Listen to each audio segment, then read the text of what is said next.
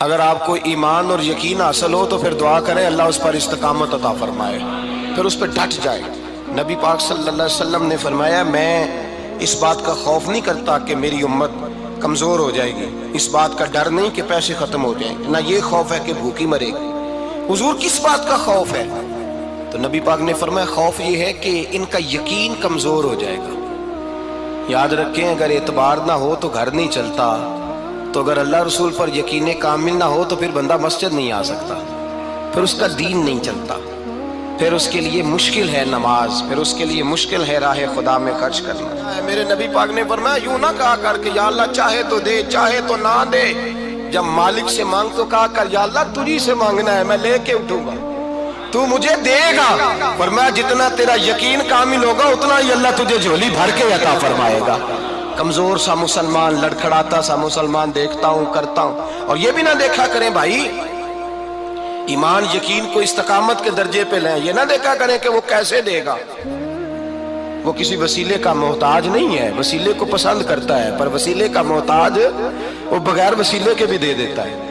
ہر آدمی ماں باپ کے ذریعے پیدا ہوتا ہے، اگر پیدا کرنا چاہے تو جناب عیسیٰ کو بغیر باپ کے پیدا کر دیتا ہے، اگر پیدا کرنا چاہے تو حضرت آدم کو بغیر ماں اور باپ کے پیدا کر دیتا ہے۔ جب یقین رکھیں، یقین قرآن مجید پڑھیے، حضرت موسیٰ علیہ السلام فرعون کے دربار میں کھڑے ہیں، چاروں جانب دشمن ہی دشمن ہے، جادوگر آ گئے، انہوں نے سانپ چھوڑے، حضرت موسیٰ کے ہاتھ میں ڈنڈا تھا۔ حضرت موسیٰ کہتے ہیں یا اللہ کیا کروں؟ تو اللہ تعالیٰ نے فرمایا اپنا عصا پھینک دو۔ کہنا چاہیے تھا نا کہ یا اللہ ایک ہی تو شے ہے، اتنے سانپ ہے، بچانے کے لیے ڈنڈا ہے وہ پھینک دوں؟ ڈنڈا پھینکا جاتا ہے، سانپ کو دیکھ کر کے قابو کیا جاتا ہے۔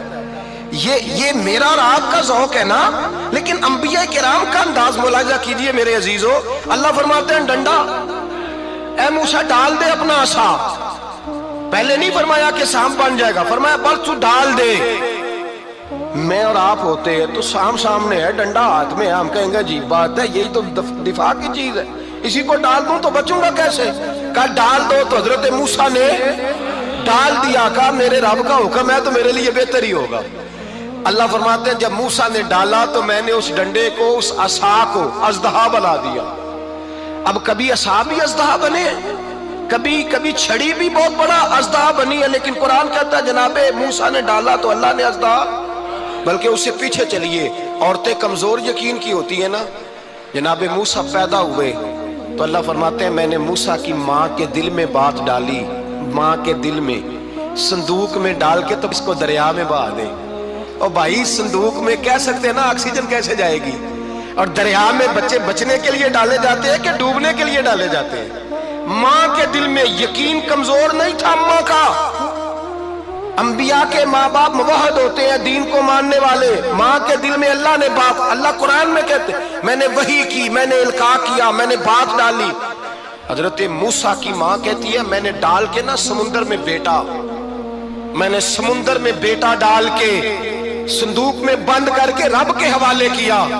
آپ فرماتے ہیں میرے مالک کا بھروسہ کیا تو پھر میرے مالک کا کام دیکھو، کمال دیکھو، میں نے دریا میں ڈالا، اللہ نے فرعون کے گھر میں میرے بیٹے کی پرورش کرا دی۔ یہ یقین کہ حضرت موسیٰ کے پاس قوم آئی، قرآن پڑھیے، کہ جناب پانی چاہیے، وَإِذِ اسْتَسْقَىٰ مُوسَىٰ لِقَوْمِهِ، موسیٰ نے اپنی قوم کے لیے پانی مانگا، ہم نے کہا فَانْفَجَرَتْ مِنْهُ اثْنَتَا عَشَرَةَ عَيْنًا، اپنا ڈنڈا پتھر پہ مارو۔ عقل والا آدمی ہوتا تو اڑ جاتا، کہتا یا اللہ پتھروں سے بھی کبھی پانی نکلا ہے؟ اضرب بعصاک الحجر، مارو پتھر پہ ڈنڈا۔ اللہ کے نبی نے منٹ نہیں لگایا، ٹھا کر کے ڈنڈا لگایا، فَانْفَجَرَتْ مِنْهُ اثْنَتَا عَشَرَةَ عَيْنًا۔ اللہ فرماتے ہیں جناب موسیٰ نے ایک عصا مارا، میں نے 12 چشمے جاری کر دیے۔ تو لے تو اللہ کرتا ہے، اللہ کہتا ہے پڑھ نماز روزی دوں گا، کہتا ہے سوچتا ہوں۔ اللہ فرماتا ہے آجا مسجد میں تیرا ہو جاؤں گا، کہتا ہے دیکھتا ہوں۔ رب فرماتا ہے تو میرے محبوب کی غلامی کر، میں تجھے محبوب بنا لوں گا۔ تو کہتا ہے تھوڑا بڑا ہو کے داڑھی رکھنی ہے، ابھی سیانا ہو کے میں ذرا سرٹیفکیٹ لے لوں اسرائیل سے کہ کتنے سالوں کے بعد آئیں گے، پھر شروع کروں گا۔ پروگرام بنا رہا ہے، ابھی تو ارادے میں ہے۔ اللہ کے پیغمبر کا ڈنڈا، اور اس سے زیادہ آگے بات ہو گئی، پیچھے فوج لگی ہوئی ہے فرعون کی، مجمع ہے، ہزاروں لاکھوں کا لشکر لے کے، تلواریں نیزے، فرعون پیچھے، آگے دریا آ گیا۔ حضرت موسیٰ علیہ السلام کھڑے ہیں، اب کدھر جائیں؟ اللہ پاک نے فرمایا مارو ڈنڈا۔ کہاں؟ پانی پہ ڈنڈا مارو۔ اب حضرت موسیٰ علیہ السلام پانی پہ ڈنڈا مارے تو پانی ابھرے گا، اس سے زیادہ کیا ہوگا؟ پہلے پتھر پہ ڈنڈا مروایا تو پانی نکلا، اب پانی پہ ڈنڈا مروایا فَإِذْ فَرَقْنَا بِكُمُ الْبَحْرَ فَأَنْجَيْنَاكُمْ وَأَغْرَقْنَا آلَ فِرْعَوْنَ۔ اللہ فرماتے ہیں موسیٰ نے پانی پہ ڈنڈا مارا تو میں نے پانی میں رستے بنا دیے۔ ایک جگہ ڈنڈا مارا تو پانی نکل آیا، دوسری جگہ عصا مارا تو پانی خشک ہو گیا، 12 چشمے بن گئے، 12 رستے بن گئے دریا میں سے۔ حضرت موسیٰ علیہ السلام گزر گئے اور اللہ فرماتے ہیں فرعون بھی آیا تو اسے میں نے غرق کر دیا، اور وہ کھڑا دیکھتا ہی رہ گیا کہ بنا کیا ہے۔ جب یقین کامل نصیب ہوتا ہے، اعتماد کی دولت اللہ دیتا ہے، جب انسان کو یہ انشراح صدر ہو جاتا ہے کہ میری نجات خدا کے حکم میں ہے اور رسول اللہ کے قدموں میں ہے، جب اسے یہ انشراح حاصل ہوتا ہے تو پھر نماز کا لطف آتا ہے۔ غور کیجئے کیا جملہ کہہ دیا میں نے۔ پھر اسے نماز کا پھر اسے نماز بوجھ نہیں، بلکہ نماز نہ پڑھے تو اس پر بوجھ ہوتا ہے۔ پھر قرآن مجید اس کی روح کا ساتھی ہو جاتا ہے، پھر عبادات، تقوی، پرہیزگاری، پھر وہ ایک سنت کے چھوٹنے پر پریشان رہتا ہے جب یقین کی دولت نصیب ہوتی ہے۔ قرآن مجید فرقان حمید نے کہا ایمان لاؤ تو پھر ایمان پہ ڈٹ جاؤ، مسلمان بنو تو پھر اسلام پر۔ پھر یہ جو کمزوری ہے نا، یہ دیکھتے ہیں، کرتے ہیں، چلتے ہیں، ابھی کل ابھی پرسوں بہانے ہیلے، ابھی میں نماز شروع کرتا ہوں دیکھتا ہوں لا الہ الا اللہ محمد الرسول اللہ صلی اللہ علیہ۔ جب کسی نے کلمہ پڑھا تو اس پر پورا دین ضروری ہے، پورا۔ اب وہ یہ نہیں کہہ سکتا کہ تھوڑا تھوڑا کر کے آؤں گا۔ یقین کی دولت نعمت ہے۔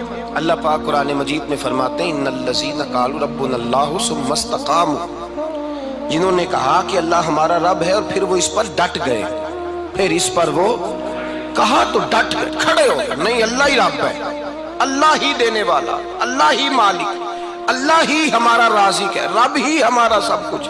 جب ڈٹ گئے تو فرمایا تتنزل علیہم الملائکہ، پھر میں ان کی مدد کے لیے آسمان سے فرشتوں کا نزول فرمایا کرتا ہوں۔ فرشتے کیا کہتے ہیں؟ اللہ تخافوا ولا تحزنوا، غم نہ کرنا، خوف نہ کھانا، وابشروا بالجنۃ التی کنتم توعدون، ہم تو تمہیں اللہ تبارک و تعالیٰ کی اس جنت کی خوشخبری دینے آئے ہیں جس کا رب نے تمہارے ساتھ وعدہ کیا ہوا ہے۔ پھر فرشتوں کا نزول ہوتا ہے، لیکن شرط کیا ہے کہ ایمان لائے، اور پھر ایمان پر پھر یہ نہ سوچے کہ وہ کس طرح دے گا، وہ کیسے عطا کرے گا، وہ میری مدد کس طرح کرے گا، نظام کیسے چلے۔ ڈٹ جائے کہے میرے اللہ کا حکم ہے تو میں نے حلال ہی کھانا ہے، میرے رب کا حکم ہے تو میں نے تھوڑے پہ ہی گزارا کرنا ہے، میرے مالک کا حکم ہے تو میں نے اپنی جیب دیکھنی یا دوسرے کی نہیں دیکھنی، میرے رب کا حکم ہے تو میں نے اس کی اطاعت میں رہنا۔ جب ڈٹ جائے گا اللہ کے احکامات پر، جب ڈٹ جائے گا تو اللہ فرماتا ہے پھر میں تیری مدد کے لیے فرشتوں کا نزول کروں گا۔ نبی پاک صلی اللہ علیہ وسلم نے فرمایا 2 دولتیں اگر کسی کو اللہ دے دے تو سمجھے اللہ نے اسے دنیا کی سب سے زیادہ دولت عطا فرما دی۔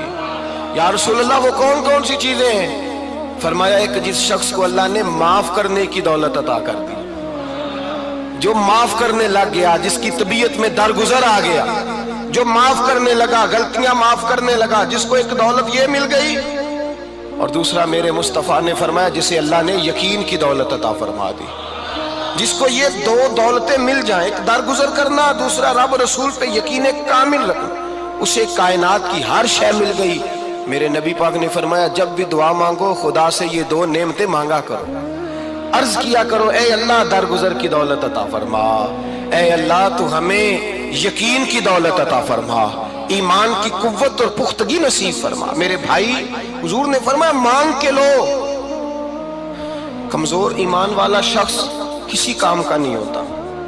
جس آدمی کے ذہن میں شک کا بیج ایک دفعہ جنم لیتا ہے وہ آدمی تو غلام سے بدتر ہے، بے کیف سجدہ، روٹھی روٹھی سی عبادت، اس کی زندگی کیفیات سے خالی ہے۔ جس شخص کو پتہ چل جائے نا لوگ میرے مخالف ہیں، اس کا تو سجن رہتا ہی کوئی نہیں۔